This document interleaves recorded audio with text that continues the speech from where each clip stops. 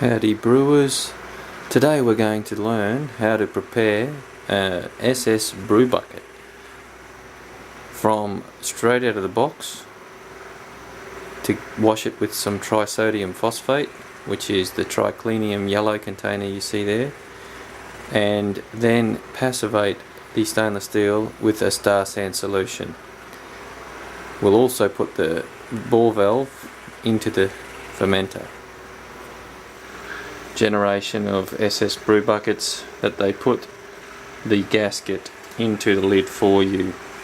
There was feedback previously by other brewers that it was difficult to put in and get it to keep in, so I'm grateful for that. When it comes time to put the ball valve together, so you need to take off your nut and also one of the washers. You can see the other one remains there. And I'm going to install this racking arm before I put it in there to make sure that it is aligned vertically, and I'll explain why once I install it. So we're inside the brew bucket now, and we're going to put the ball valve with the racking arm on top. We need to put our washer on, roll it over the thread, and it'll make it easier for spinning the nut on. Now when you look at the nut, there's beveled edges on both sides, so it doesn't matter which side you just turn this nut on.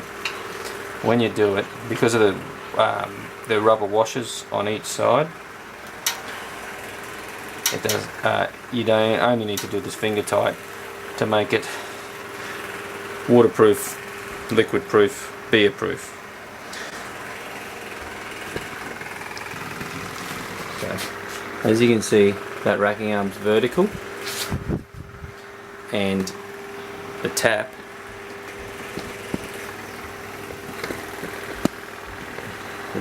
is straight, and that's so when I've got the beer fermenting, I can turn the tap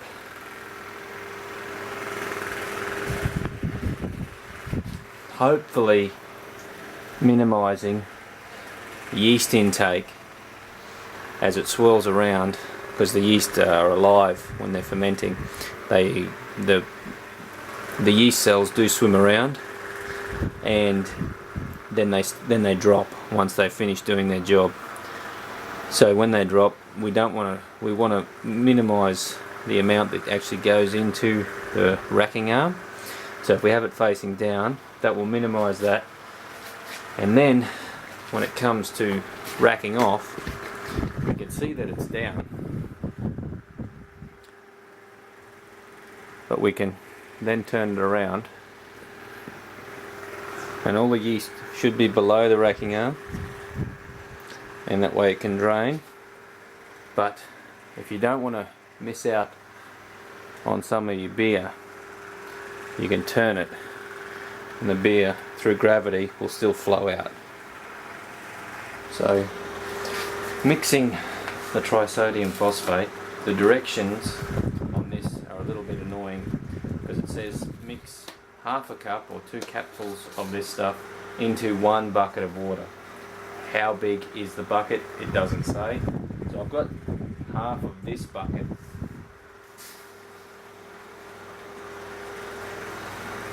So I'm going to put 1 cap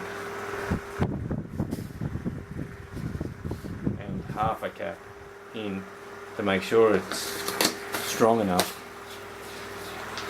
to get the job done, and clean the surfaces of the stainless steel.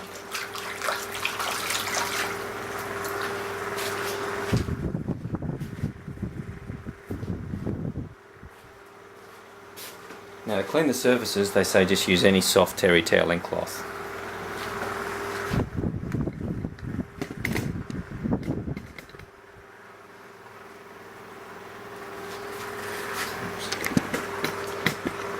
I'm going to just drop these pieces inside the bucket, because I can't do much to rub the insides of those with terry toweling.